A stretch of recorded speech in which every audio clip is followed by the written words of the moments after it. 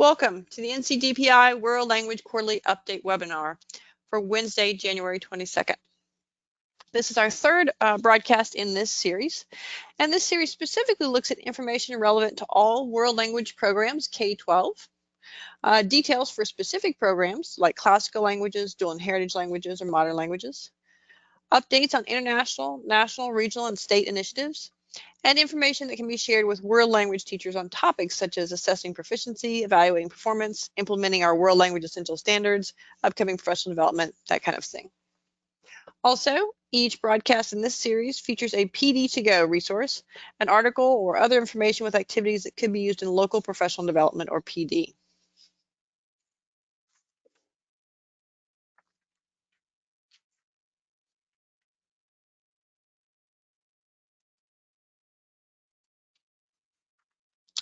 Here is today's agenda. We're going to have our welcome and overview. Then we focus first on news to use. We have national, regional, and state news to share today.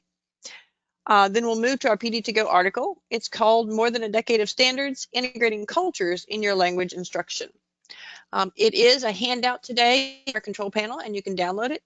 I will also have information about how you can access it online and download it as a PDF. We'll finish up with some reminders and resources and any remaining questions that we need to answer. That is a picture of me, as I said, your World Languages Consultant, Anne-Marie Gunter. I don't usually use my webcam in our broadcasts, but I do want you to have a visual because that's always helpful in online work. So let's begin today with what your goals are with today's webinar. You can check all of these that apply. Are you a teacher leader sharing information with colleagues? Are you an administrator gathering materials for your local presentations? Are you an educator earning a contact hour for licensure renewal? Are you an individual getting a question answered? Or do you want to be anonymous on a Wednesday afternoon? I'll go ahead and launch our poll question. This is an internal feature of GoToWebinar. And you can just click on your answers. Remember, you can check all that apply to your situation for your goals in today's broadcast.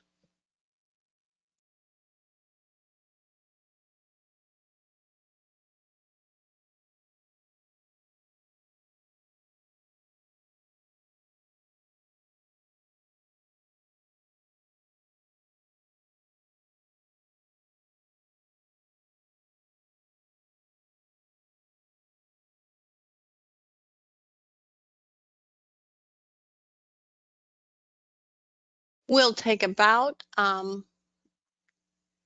more seconds to answer and so everyone get their answer in.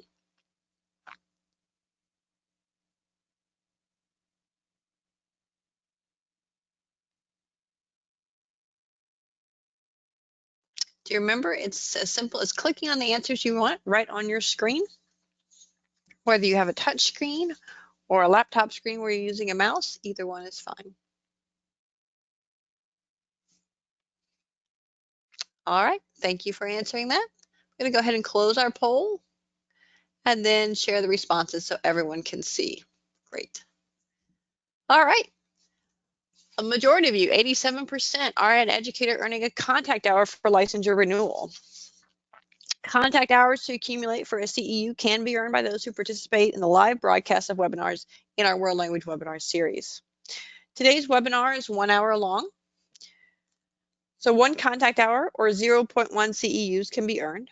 Please save the email receipt you received from the GoToWebinar system to document this contact hour towards the CEU for licensure renewal.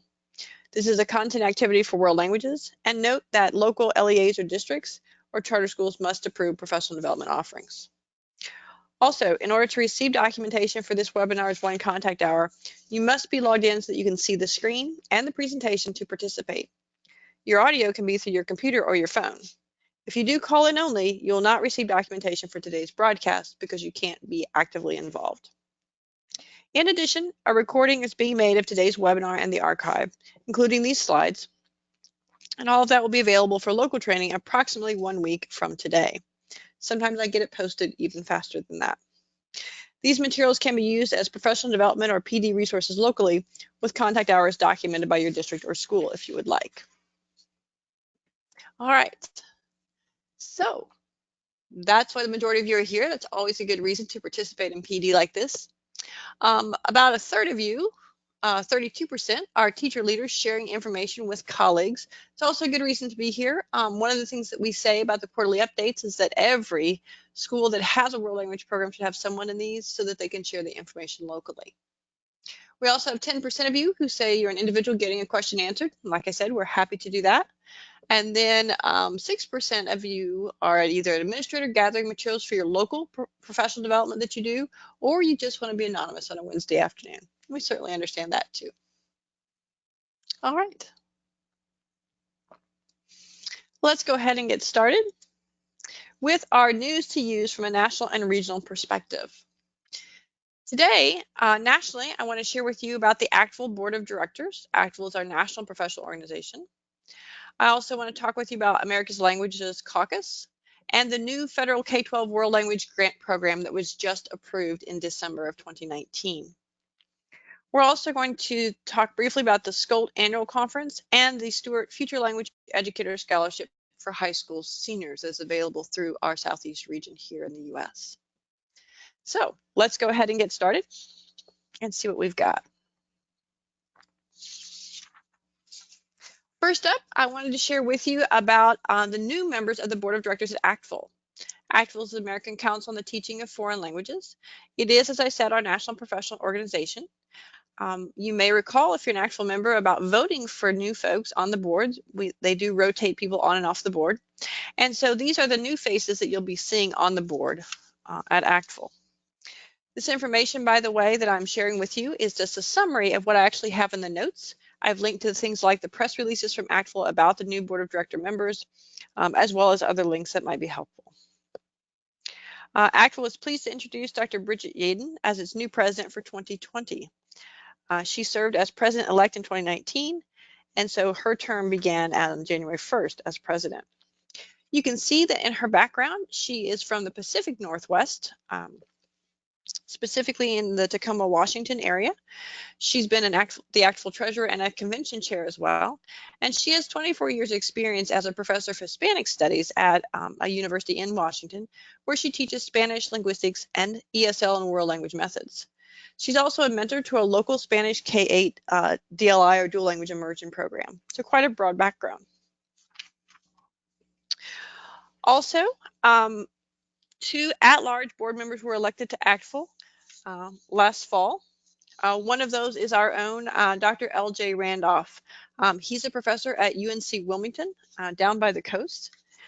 And we're, of course, always happy to have North Carolina or Southeastern representation on the ACTFL board. You may know him as an associate professor of Spanish and education. He's also been the associate chair of the Department of World Languages and Cultures at his university and coordinator of the foreign language teacher education program there. His research and publications focus on a variety of critical issues in language education, including teaching Spanish to heritage and native speakers and focusing on social justice issues in the classroom. In addition, the at-large member who represents K-12 education is Yin Jing. She was a former ACTFL Teacher of the Year from California. She's a Chinese teacher at a high school there in California. She's been the ACTFL Teacher of the Year in 2018, and she's from the technically the Southwest Conference on Language Teaching. So those are the new members of the ACTFL Board of Directors. I encourage you to get to know them better and to think about what they do for us throughout the year with ACTFL. Oh, and I'm seeing we have some questions in the questions box. I'll pause for a moment and take a look. Someone commented, Ellen, that Dr. Randolph, L.J. Randolph at UNC Wilmington also taught for the North Carolina Virtual Public School NCDPI several years ago. So he's been involved at a K-12 level too. And we have someone asking about the notes. I will post the slides from this presentation. And so when you access them either as Google Slides or as PowerPoint slides, in the notes section, you will see the information that I've been summarizing. I'll take just a moment and kind of, I'm going to go out of presentation mode to show you that. So you notice here when I'm not in presentation mode, you can look at the notes section of the slide and see the information that's available there. That all comes across when I post it for your use afterwards. so that in case you need to use these slides, you don't have to recreate them or look for the links that we talked about. They're right there for you. All right, great. Let's go on then from our actual board of directors to our next bit of news. I wanted to remind you about America's Languages Caucus. That is a bipartisan effort to support and enhance world language competency and international education among students and professionals across the U.S. This is something that was started in Congress in November of 2019 by our Congressman David Price from North Carolina, as well as his colleague Don Young from Alaska. These two congressmen worked together to create this, and as you can see, they've also gotten others to join them. Anyone in the House of Representatives or the Senate can join this. And as of January 7th of this year, there are 18 members of Congress from over a dozen states, and you see them listed there, that have joined America's Languages Caucus. The mission of this group is to first raise awareness about the importance of world language learning and international education, particularly as it relates to our nation's economic and national security. They also want to ensure there are adequate resources directed toward the study of world language learning, and that begins at the K-12 level, and focus on improving access for students and educators who want to participate in the fields of study related to world languages, but including things like Native American languages, English for English learners, and all kinds of language education initiatives. Part of the America's Language Caucus is based on the 2017 American Academy of Arts and Sciences Commission on Language Learning report that was titled America's Languages, Investing in Language Education for the 21st Century. So this is a very big initiative that they've undertaken to support our efforts in K-12 world language education, as well as language education across the board for many uses beyond our K-12 arena.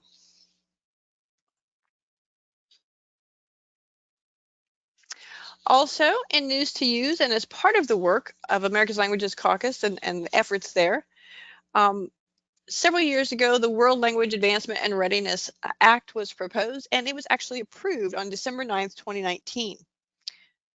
At that moment, the House and Senate in Washington, D.C. agreed to establish a new World Language Grant Program as part of that. This grant program will be through the 2020 National Defense Authorization Act, or NDAA, and it directs the U.S. Secretaries of Education and Defense to create a competitive grant program for the establishment, improvement, or expansion of world language study K-12, so both for elementary and secondary school students. There's additional information about this in the notes, and I would encourage you to read that carefully. We're just starting to get details about this new federal grant and how it will work. One of the things we already know is that grant eligibility for the program includes one of two things. Either that the district or charter school applying for the grant funds also have a Junior Reserve Officers Training Corps, JROTC as it's called, a unit like that. Those are typically at high schools, and there are many, many high schools and therefore districts and charter schools in North Carolina that have JROTC units. That makes them eligible to apply for these grants once the information becomes available. Also, schools operated by the Department of Defense Education Activity, or what are called DoDEA schools, are eligible for these grants, and those are the schools operated by the U.S. government on our military bases, both here in the United States as well as places abroad where we have military bases. The next step for this is funding. The new program has been given the green light by Congress and the President, and so this year we'll hold the challenge of funding that initiative. The NDAA funding only launches it, and now Congress must direct funding for the 2021 year for the Defense Appropriations Act to administer the program. So please stay tuned for that, but that's the initial information that we have about this new grant program.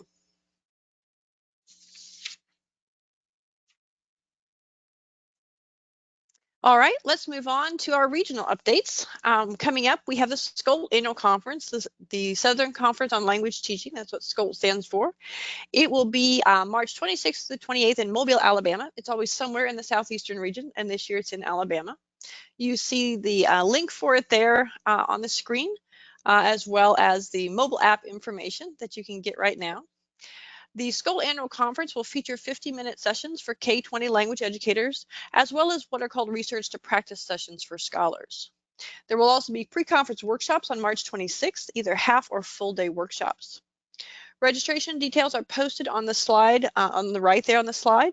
You see there's some early registration opportunities that give you a discount on registration, as well as discounted registration for full-time undergraduate students.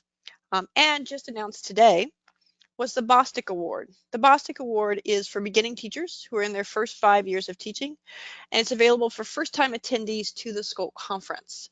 So I've provided those links there, and again, those are also in the notes. And so I would encourage you to find out more about the SCOL conference, especially if you've never been, and see what opportunities await there for professional development.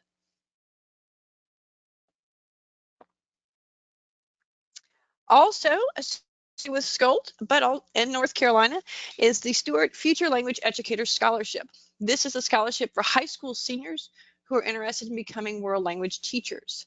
The deadline for that scholarship is January 31st, so that it's coming up soon. Let's all be aware. It is sponsored by Ken Stewart, who's pictured there. He's a retired Spanish teacher from North Carolina. He was also a SCOLT board member for a number of years, and he was the first ACTFL Teacher of the Year in 2006, which meant he was also the Flank Teacher of the Year, moved to SCOLT competition, and ultimately represented us nationally in 2006. You see the requirements for the scholarship, pretty typical. Students need to submit a high school transcript and 3 letters of recommendation. They need to have a personal statement about their school and community involvement. They also need to do a 3-minute video in the intended language of study or teaching.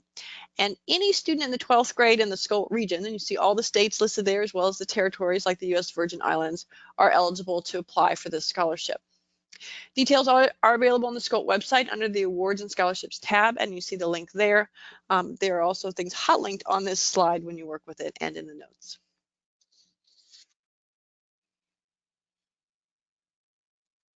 All right, those are our national and regional updates. So I'm going to stop for a moment and check our questions box, but I'm going to ask you another poll question. Which of the national and regional news items are you going to follow up on, either individually or for others? So you've seen 5 of them. I'm going to go ahead and launch that poll and let you share with me which ones you're going to be following up on.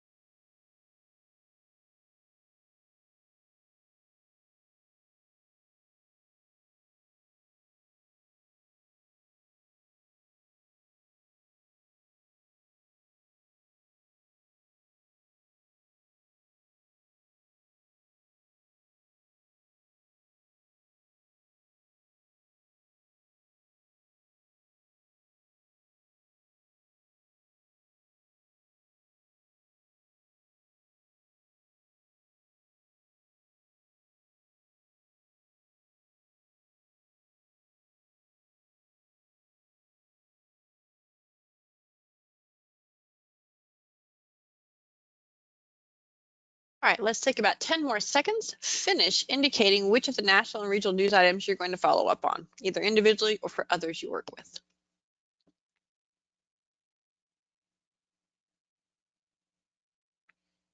Do keep in mind that to get your certificate for today, you do have to participate in the polls and activities that we do. That's one way you can assure your live participation is documented. All right, thank you for sharing that. I'm going to go ahead and close that out and share the results with you now. Very good. It looks like over half of you, 57%, are going to look up information about that new federal K-12 World Language Grant Program. That's always a great thing to do. There are a lot of links there for you to follow, and we'll be receiving more details as they become available. 30% of you each are going to find out more about the America's Languages Caucus, which is a group working in our U.S. Congress on language education initiatives. Another 30% are going to check out information on the SCOL Annual Conference, and 30% are going to look at the Stewart Future Language Educator Scholarship for high school seniors. Also, about 10% said they're going to check out information on the ACTFL Board of Directors. Great. All right, thank you for sharing. Let's go ahead then and move on to our news to use from a state perspective. There are only a few things here. I want to share with you the data for the class of 2019 for the GLE, the Global Languages Endorsement, which is our state's seal of biliteracy. I also want to talk with you about the Flank Spring Conference, which includes the North Carolina DLI seminar, and share with you the state standards revision timeline for world languages.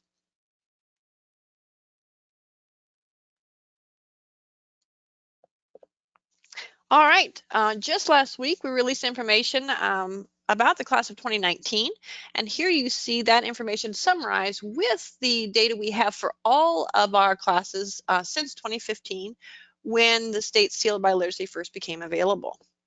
Notice this year for 2019, we had over 9,500 students who earned our state seal of biliteracy in one or more languages. That represented 9.1% of our graduating class in 2019. And you see also that we have the majority of our districts and charter schools participating in that program. In 2019, 94 of 115 districts, or 82%, had graduates earning this diploma endorsement. And 38 of 67 charter schools that do have high schools in a graduating class, or 57%, also had graduates earning this distinction. Notice things have changed over time. For the first 3 years, 2015 through 2017, this information had to be entered manually in PowerSchool. And so we know we had students earning the distinction, but not necessarily showing up in the data. In 2018, this was automated in PowerSchool for the first time, and we saw, in fact, the numbers we thought we always should have seen based on enrollment and so forth. And so there's a lot of information about how students can earn this distinction. They do have to show their bilingualism and biliteracy in English and at least one world language, and there's different ways that they do that. Some of you are quite familiar with that. If you'd like to look at that information, please go over to our Seal of Biliteracy page, which is at bit.ly/NCSealGLE, and you can get all of the details about how students earn that distinction. It is a diploma endorsement in North Carolina because there's already policy around that. It's one of 5 diploma endorsements or distinctions that our graduating seniors can earn in the state, and this is the most recent one.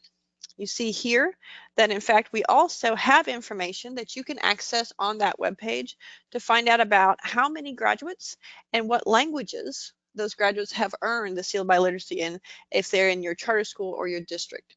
So there's a space for you to go and get a lot of information about that seal of biliteracy, particular to your local needs, and who's earning this distinction and in what languages. So I would encourage you to do that.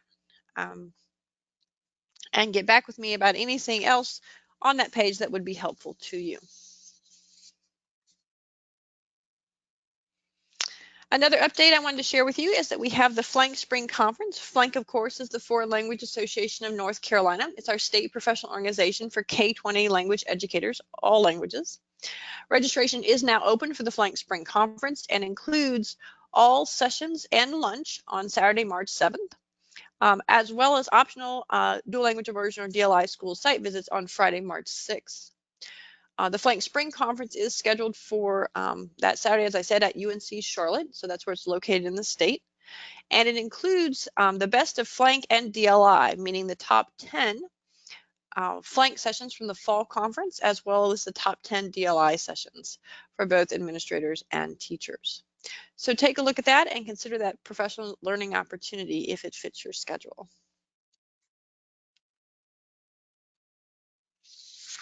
All right, up next, I wanted to share with you some information about our state standards revision timeline for world languages. First and foremost, I want to make sure everyone knows about the State Board of Education or SBE policy SCOS-012. That is the policy that talks about the revision process for all state standards. And so our North Carolina Standard Course of Study, or NCSCOS, defines the appropriate content standards for every grade or proficiency level in each high school course, so that we all have a uniform set of learning standards for every public school in North Carolina. These standards define what students are expected to know and be able to do by the end of each school year or course. You're already very familiar, I think, with our current standards, our North Carolina World Language Essential Standards. This policy requires that each content area's standards be reviewed every 5 to 7 years. So this is established as schedule. Those standards must be clear and relevant standards and objectives.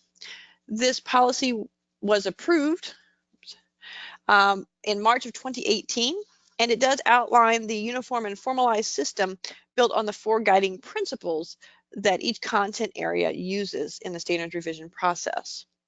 Those 4 principles include a feedback-based system where NCDPI formally collects feedback on the current standards from educators, administrators, parents, students, institutes of higher education, business and industry representatives, national organizations, and other groups.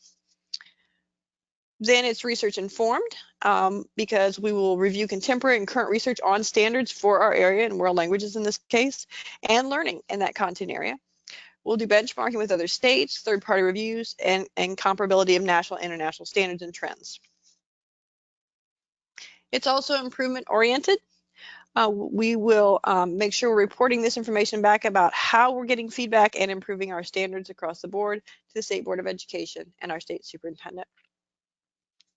And it is very much process driven. It includes several phases, starting with exploration, review, revision, installation, and implementation.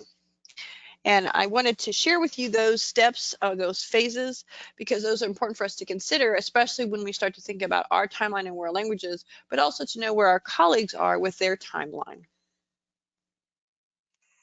So the phases of standards revision are listed on the right side of the screen. The first stage is exploration, and that's where we, as I said, every 5 to 7 years go over our standards. We take a look at them, we collect and review feedback through a variety of methods from different groups. We analyze that research, we establish a data review committee, and take a look at what the standards are nationally and in other states to inform our work.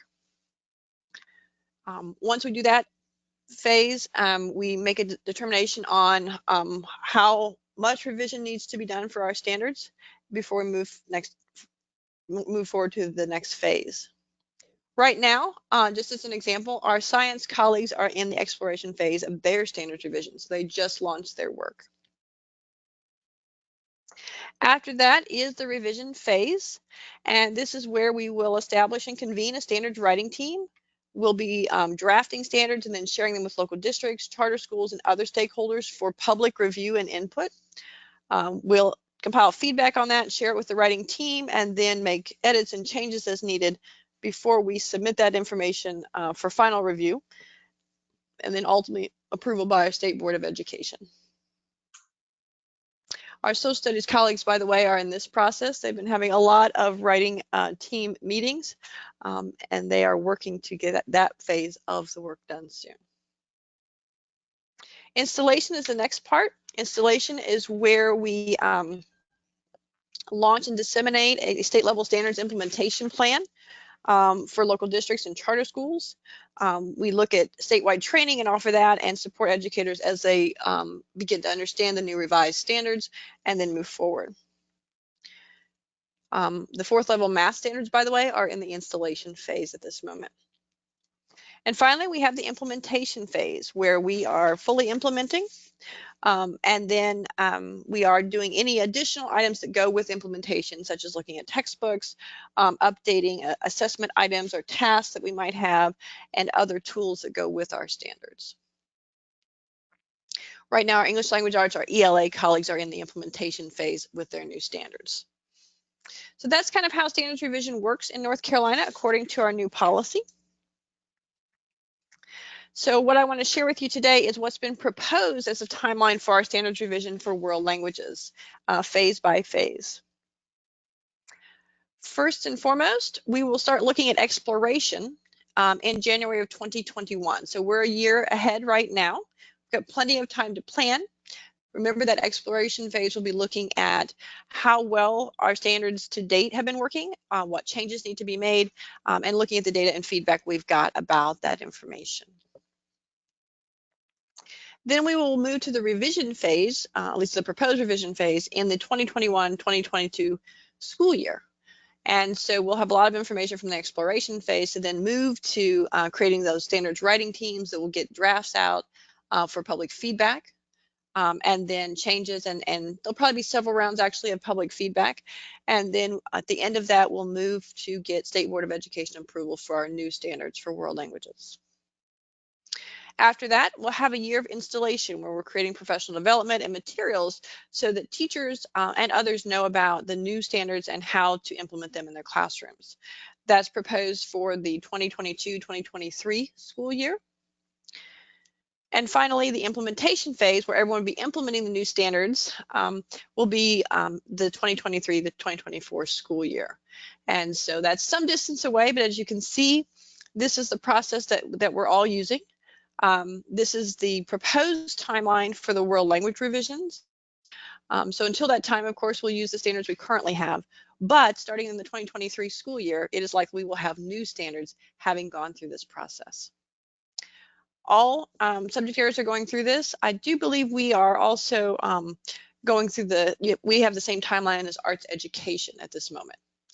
I also want to impress upon you that this is a proposed timeline. This could change, but this is probably what we're going to see with revising our state standards for world languages. All right, so that brings me to our next poll question. Which one of the state news items will you use or share first? And this is pick one only instead of pick all that apply. Are you going to look at that data for the class of 2019 or the data in general for our GLE, our state seal by literacy? Are you going to find out more about the Flank Spring Conference and NCDPI seminar? Are you going to look more closely at the state standards revision timeline for world languages? Or do you want to answer, you'll have to think about that for a while, which one you'll go for, or maybe you're going to share all of them and you can't pick just one. Once again, I'll launch our poll question and you can go ahead and share which one of these you'll use or share first.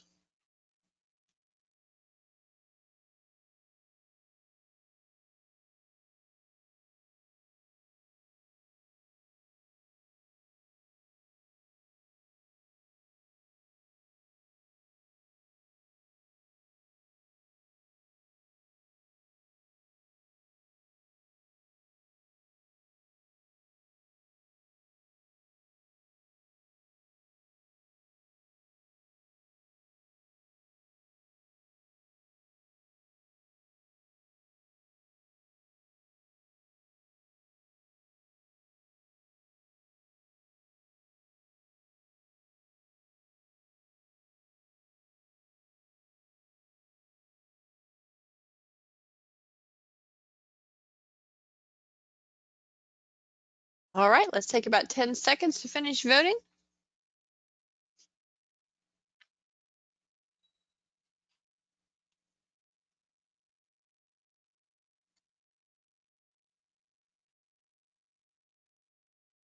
Thank you for that. We'll go ahead and close that out and then share the results with you so you can see what's on everyone's mind. Well, it looks like almost half of you, 44%, are going to find out more about the Flank Spring Conference, which is coming up on March 7th. You probably have also seen some announcements coming out being shared on behalf of Flank on the listserv. And then there are also the links there in our broadcast for you to use. I have almost 30% of you, 28%, said you're going to find out more about our state standards revision timeline for world languages. I did link all of the things I was talking about to our state policies regarding standards revision in those notes there, so you should be able to find that easily.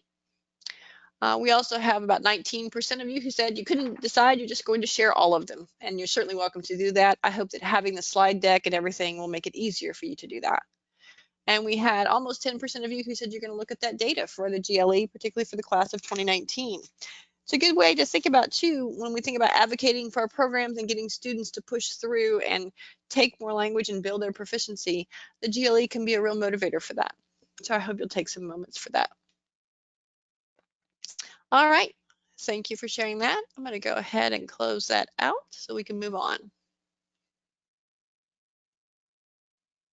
So that's all of our news and updates to share today. Now we're going to move on to our professional development, our PD to go section. Each broadcast in this series, as I said, does feature a PD to go resource. It is usually an article that you can use in your local PD and your PLCs like professional learning communities or PLTs, professional learning teams.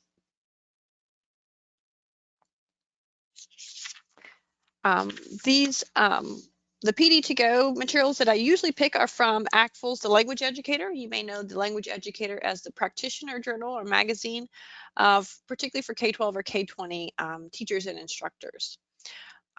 The Language Educator actually posts sample articles that anyone can get for free on ACTFL's website.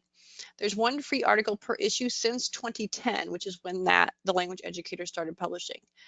Most of these articles are designed for K-12 educators, although they do have K-20 implications. So if you teach in higher education, certainly there's a lot of information you can use there. The articles that they choose as the sample articles are often focused on classroom best practices and effective implementation, although the Language Educator is also full of other articles that focus on that as well. They are written by experienced educators, and there's often different perspectives shared from different grade levels, languages, and types of classrooms in these articles. And they apply to a variety of language programs and perspectives for that reason. You see there with the screenshot that this information is available on ACTFL's website under publications, and you have the direct link on the bottom of the screen as well as in the notes section of the slide.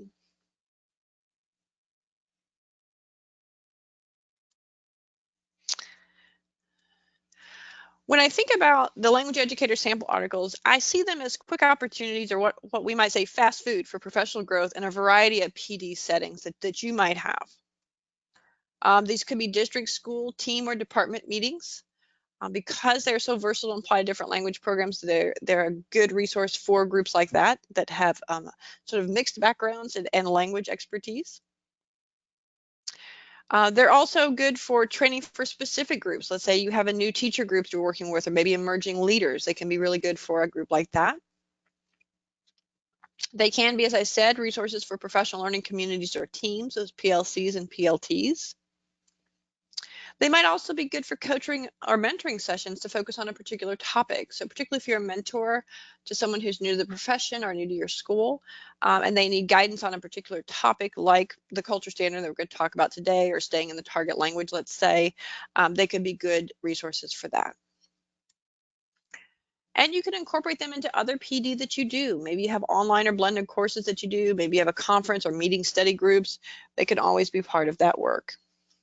And there might be other ways too that you can think of to use articles like this in these PD2Go activities. They usually are fairly short articles and to the point. For today's article, I chose one from April 2012. Usually the sample article is not only free, but they're what I would call classic articles. They focus on a particular effective practice or best practice in world languages that doesn't change much over time, and so they're good for that reason. So this is from the April 2012 Language Educator. It's called More Than a Decade of Standards, Integrating Cultures in Your Language Instruction. As I said, it is a handout, so you can go over to your control panel and click on it. It's uploaded as a PDF, which is how it's available from ACTFL. Also included in this article, because this is one of the longer articles, usually these articles are about 2 to 4 pages at the most. This one's a little longer because it also includes a pop quiz called How Well Do You Know the Cultures Goal Area of the National Standards? This article is one of a series that ACTFL did on the 5 C's, the 5 national standards called the 5 C's because they all begin with a C letter. This one was on culture, and so each of them had not only an article like this, but also a pop quiz that was included with that article, and that can be something good to use again in PD, or even for yourself as a teacher to think about how well you know the standards. It is downloadable as a PDF, as I said, and it's linked there on your screen. Please pause for a moment. I'm going to go and make sure that you're able to download that from the handout section of the control panel. One thing to keep in mind too was I did also send out the link to this article with the reminder that went out this morning about our broadcast. You may have gotten it from there. Could you please raise your hand electronically to show me that you've gotten a copy of the article, either from our handouts section or from the actual website, because I sent the link earlier with the reminder for this webinar. Okay, I'm seeing some hands going up. Okay, good. And keep in mind, like I said, it is on the control panel, so you can just click over there where it says handouts. You should be able to see that, especially if you expand your control panel from the grab tab, and easily be able to download that It's kind of set up like an attachment on email. Okay, great. Thank you for that. So let's take a look at this article and have you think about how you could use it. First and foremost, I like to break our learning down just like we do in the classroom before or pre-work activities. One thing you can always do with these articles is think about reflection questions on the title and focus topic. So for example, what do I or we know about integrating culture into language instruction? You know, just ask that question of yourself or the group that you're working with and see what answers you get. You also have things like, how will this article inform my or our understanding of the Essential Standard number 4 culture, which is part of our North Carolina World Language Essential Standards? Certainly our state standards are aligned to national standards. And in fact, Essential Standard number 4 for us is culture, which is directly related to this. Another good thing to do in these articles or any article like this for PD would be to analyze the visuals that are involved. So for example, what do the pictures of the 5 C's or the 3 P's, and you see those pictured there, the 5 C's are pictured in 5 different colored rings that interlock, or the 3 P's, the products, practices, and perspectives of culture. What do those pictures tell you about the topic? Or how does the WLES, our World Language Essential Standard structure, show alignment to our national standards? And so I've provided a brief picture of what's in our administrator guides about our standards here in North Carolina. Another before or pre-work activity, of course, is to take the pop quiz on page 36, kind of see what everyone knows or what you know about the culture standard. And you might have other ideas that are before or pre-work activities that would work well with an article like this. I'm going to pause for a moment because this is where you get to share with me what you're thinking. So I want you to raise your e-hand to be unmuted. Or type in the question box what you might do for pre-work on this article if you were working with a group or with a partner using this for PD. So I'll step back for a moment. And again, you can just raise your e-hand and I'll unmute you and you can share out loud. Or you can type in the question box and I can share it out loud for you, whichever is best for you.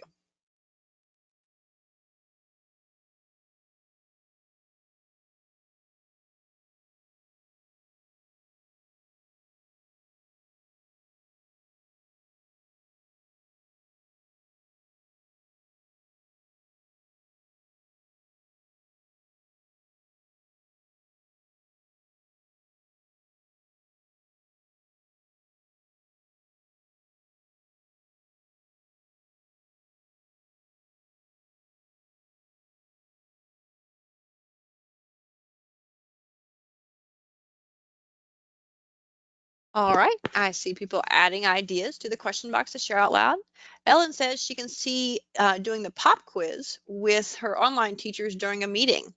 And so if you have regular meetings like that, or you think the quiz would be good to use, it is only 10 questions. So it's pretty brief and it focuses right in our culture standard.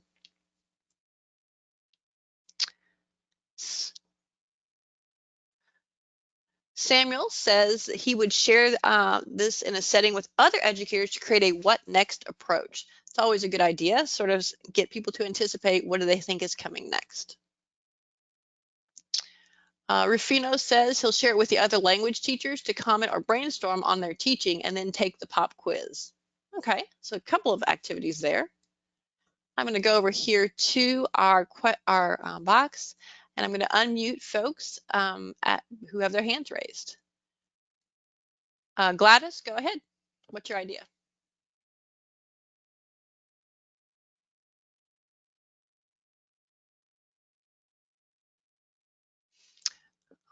She may be still getting her microphone to work, so I'll also unmute Natalie.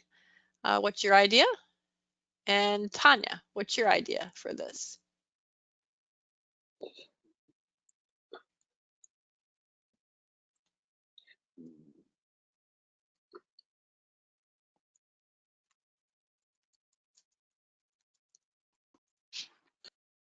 We can hear people. If you're unmuted, go ahead and share what your idea is.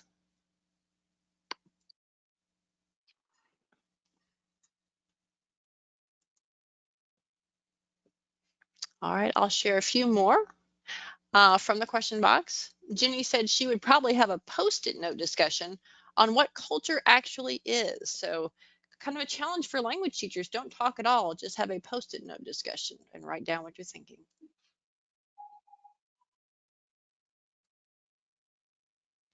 Karen said she would do the quiz first and then discuss what we know and then what we need to know and how we can do our jobs better.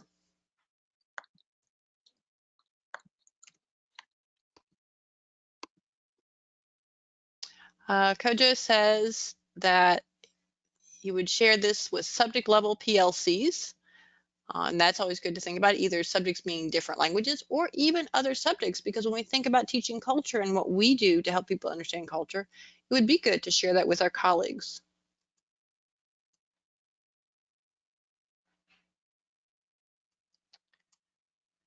Jose said he would share the article with all teachers in his school so they can see the importance of recognizing diversity in their school.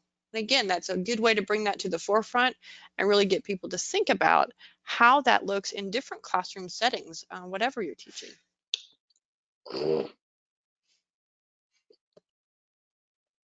All right. I think we're having some tech problems with trying to unmute people, so that's okay. We'll just go back to reading from the questions box. All right. So there's some ideas for before or pre-work activities for this article. Next up is the during or in session activities, of course, when we're all together working on this. So you might want to, for example, discuss responses to reflection questions on the title and focus topic. You could share your analyses of the visuals, including links to our state standards. You might want to read the article together or jigsaw the sections of the article. One thing that's nice about these articles from the language educator is they do have sort of digestible chunks of sections so that there's sort of even reading if you decide to do it like that. So in this article, there's an introduction. There's a section on integrating cultures begins with planning. There's one on knowing what you teach. There's one called Culture Can't Wait. And there's one on tools for integrating culture. And then there's a section called The Only Way Forward is Forward that asks people to embrace culture and integrating culture in their classrooms. There's also a focus on page 37 or an insert called Exploring Culture while maintaining the target language commitment of 90% of the time or more. And this is a question that often comes up because some people believe that culture is a part of world languages that gets taught in English. And we know as world language educators that there's no reason for that. We teach culture in the target language and we expect our students to talk about or sign about or write about culture in the target language that they're learning.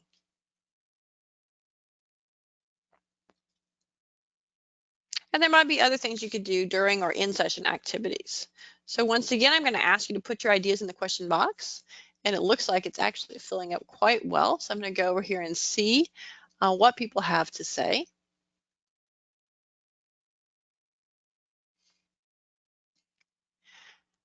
Andrina says she thinks making a PLC about culture and having this article as a source would be a great start of what culture really is.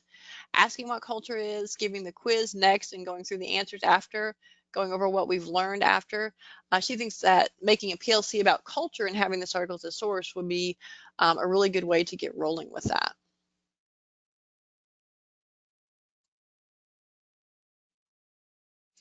Natalie says she believes that it should no longer be called a foreign language, but a second language to develop in students the interest in studying. And she believes this article should be shared to the entire community in the schools. And Natalie, you're very right about that. We rarely hear the term foreign language anymore. Our most common term is world language. That's of course reflected in our standards, and that was a change during the last update of our standards. We do want to be as inclusive as we can. We know that we have language learners from all backgrounds. So yes, they're learning a second language, and some of them are improving their first language or home language or heritage language. So it can be a lot of things. Sandra said she would assign group discussions per sections in her PLC. So per sections of the article, she would have different PLCs work on that.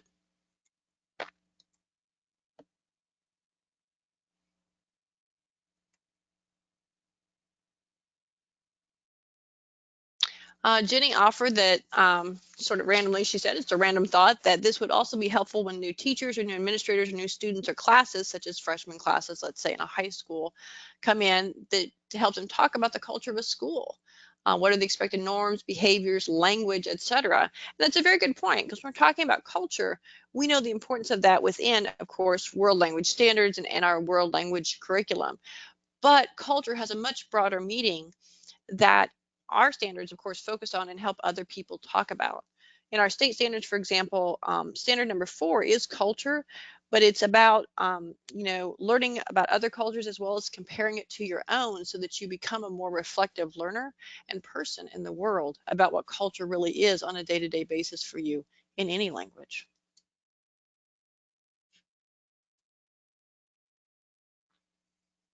All right. Well, thanks for sharing your ideas. I'm noticing our time, so let's go ahead and finish up about maybe what you can do for after or follow-up activities with this particular article on culture. Some things that you might want to consider are to explore the survey that's described on page 35. It talks about a national survey that was done on enrollment in world languages, and then maybe perhaps even analyze that with North Carolina's current enrollment data in our World Languages in North Carolina document, which is always posted on the homepage of our World Languages website that you see there.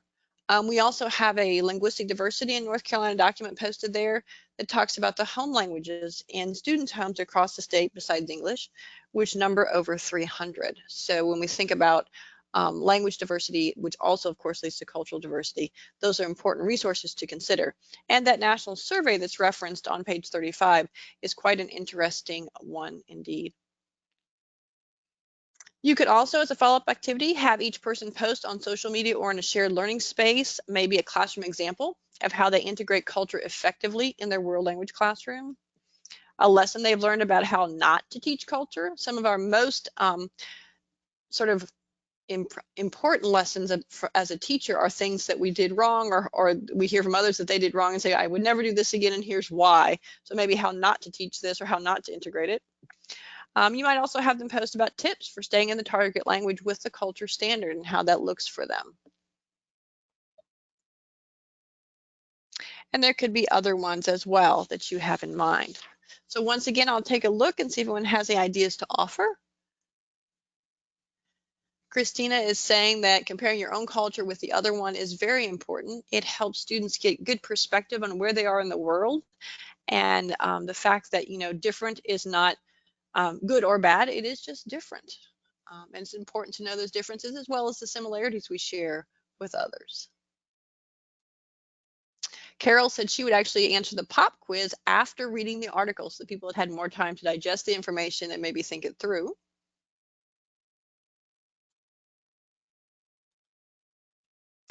Christina said that she would have, as a follow-up activity, people do research on traditions and celebrations in cultures or in the culture that they're interested in or that they're teaching so that they could share that with their students.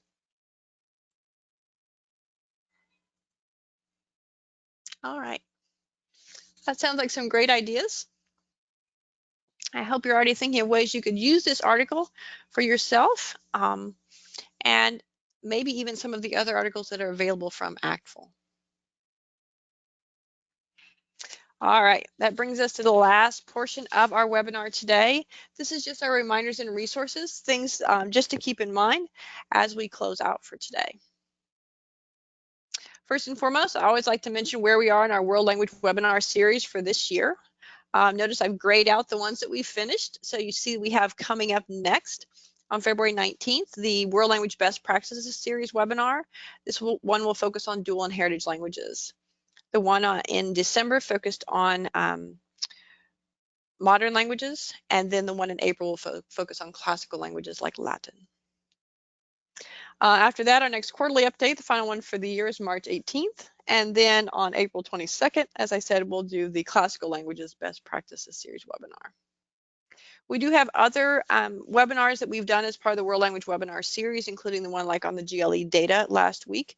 And all of that information, all of the archives from all of our webinars are posted on the page you see referenced here, the World Language Webinar Series information page. It's of course linked in the notes and also here on the screen that you see. And that information is posted as a recording, slides and any handouts. Also, our GLE information, as you know, is posted on the GLE page for that on the World Languages Google site. It's all of our GLE information and the resources. It's under the Policies tab, and it can be directly accessed on its own bit.ly link. Also, I want to remind everyone of upcoming professional development. This is on one of the web pages too, the K20 PD List page online. Coming up later this week, there's going to be an NCDPI academics policy webinar on in the morning from 9 to 10 a.m. This looks at some recent changes to our diploma endorsements. There weren't any content changes to diploma endorsements like the global languages endorsement, but there were some updates and things like that that they're going to be talking about along with the CCRG information. Also, as you can see, it's that time of year for our spring meetings. In the spring, we often have our language-specific groups offering one-day sessions, usually on Saturdays for their members. The first one that I know about is the NCCA, the North Carolina Classical Association, which of course focuses on Latin and languages like Ancient Greek. That will be February 8th in Chapel Hill. On that same day, the NC chapter of AATG, the American Association of Teachers of German, will be meeting in Charlotte for their spring meeting. Also in April, so a ways away, but still important to save your date, the NCASLTA, or North Carolina chapter of the American Sign Language Teachers Association, will be having their spring meeting. My understanding is that's April 3rd and 4th. That's a Friday and Saturday. More information is coming on that. And I actually see there's someone here from the NCASLTA, or NCASLTA, as it's sometimes pronounced as an acronym. Jenny will be sending us more information to post on that. Finally, at the end of April, April 25th, the North Carolina chapter of AATF, the American Association of Teachers of French, as well as the North Carolina chapter of AATSP, the American Association of Teachers of Spanish and Portuguese, will be having their spring meeting in Greensboro. So be sure and save those dates. There are links on the K20 PD list page for you to get more information as it becomes available. And don't forget, our Flank Spring Conference, of course, will be March 7th in Charlotte. And so that's just another reminder of that. There are a number of other things related to PD coming up, and I encourage you to take a look at that K20 PD list page because things are posted almost every day now as we're getting into the spring. And also, I'll be sharing that information on our listserv announcements, so you can look for it there. In addition, we have a K20 opportunities list page, and this is where we have contests, grants, awards, scholarships, all kinds of things listed. There are several things that have rolling deadlines, meaning there's no exact deadline. They're available all the time. So that we have things like the Carolina Navigators Culture Kits that you can get for free. We have the EU to You, or European Union to You trainings for schools. The Japanese Language Project grants are available on a rolling basis. The School Professional Development, or PD Outreach grants are available, and the Worldview to You workshops are available. So those all have rolling deadlines. There are some things that we noted earlier in this webinar that are coming up. I wanted to mention two things that are due on January 27th. Those are both applications. One is to apply to teach in the summer Virginia Governors Academies in World Languages, and it's 5 different languages that are available. So I would encourage you to think about that if you want a summer teaching opportunity nearby. Also on January 27th, the applications to host a teacher with the Teachers of Critical Languages program for the next school year is due. Also, coming up on the right-hand side of your screen, I wanted to mention the NCVPS cafes that are available on February 10th at 7 p.m. There'll be one on Roman marriage for those of you who have classical language programs in your school. Also, there's other things that we talked about in this webinar, including things like the Future Educator Scholarship that's due January 31st. But you can see there are a lot of things due either January 31st or February 1st, the very next day, including things like the actual Middlebury Research Forum that's happening this summer. Applications for that need to be in on January 31st. The Brussels Study Tour grants need to be in there. The Middle East Teacher Fellows Program applications are due on January 31st. And there are a series of school travel scholarships for K-16 teachers of French, German, and Spanish that are due on January 31st for summer travel to do additional study in your language. On February 1st, the very next day, which is a Saturday, the travel support grants to the NFMLTA are due, and then proposals are due for the North Carolina chapters of AATF and AATSP spring meetings. So Lots of things coming up, and again, I'll share those on our listserv as well. All right, just a couple reminders too. Be sure and sign up for those world language listservs I've been talking about. You can subscribe to any DPI listservs, including the ones for world languages that you see listed here, plus others. There's ones for DLI educators, Linguafolio, world language instructors, K-20, and then just general world language education news. We also have them for charter schools, global education, legislative updates, teachers of English learners, and a whole list for almost every content area we've got. The bit.ly link there, it makes it easy to go and find what you need and just to add your email address to those listservs. That's it for today. I thank you so much for joining us. I am, as you know, your world languages consultant at the Department of Public Instruction. You may contact me with questions or information or details to share about PD at any time. I'm available via phone and email.